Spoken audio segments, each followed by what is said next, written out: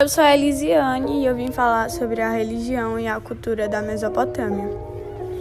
Sobre a religião da Mesopotâmia, os povos mesopotâmicos eram politeístas e, apesar de ter uma mitologia muito ampla e muito complexa, os deuses se organizavam em uma hierarquia de acordo com a influência de seu poder.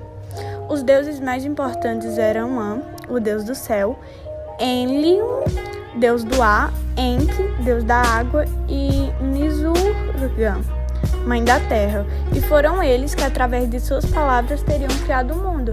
Então, acredito que para os mesopotâmicos, quem tinha criado o mundo eram esses deuses.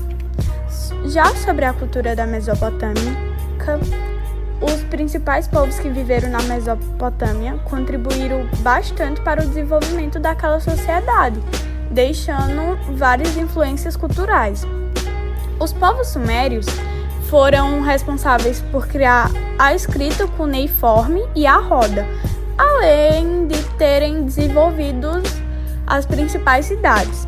Já os babilônicos fundaram o Império Babilônico e o principal rei babilônico foi Hammurabi, e ele foi responsável também por criar o primeiro código das leis da história, que seria o Código de Hammurabi.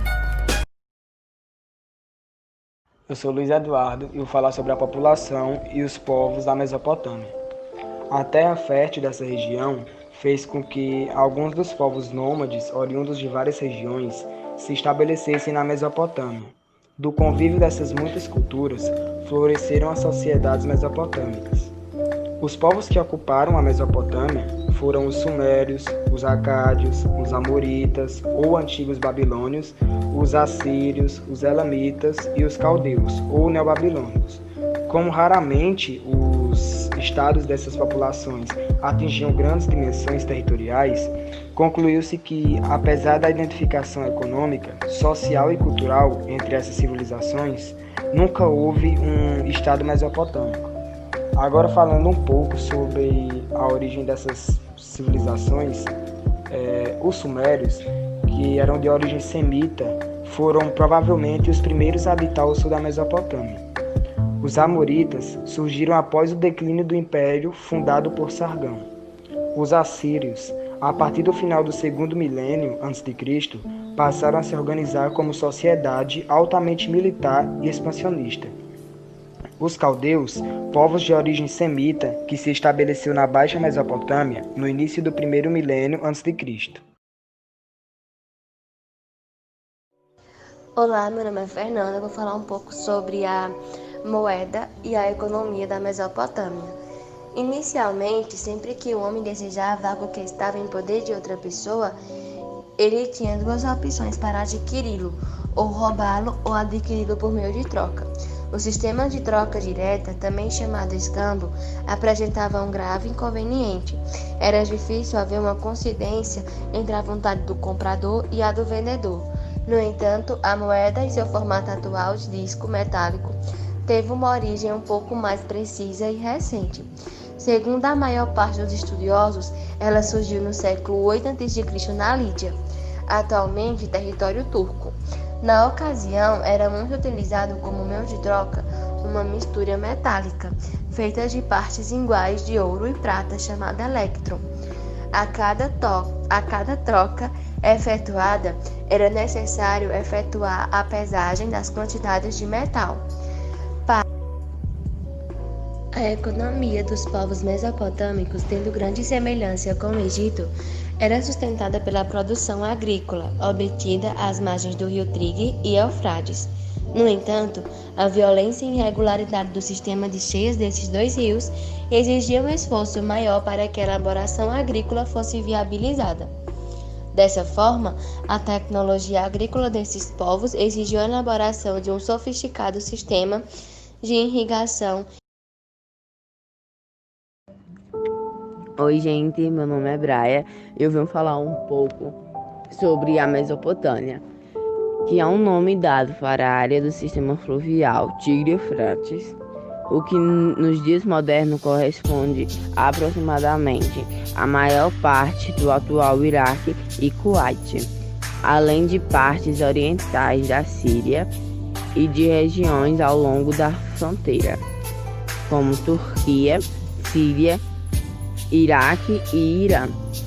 A Mesopotâmia é considerada um dos berços da civilização, já que foi na Baixa Mesopotâmia onde surgiram as primeiras civilizações por volta do milênio antes de Cristo.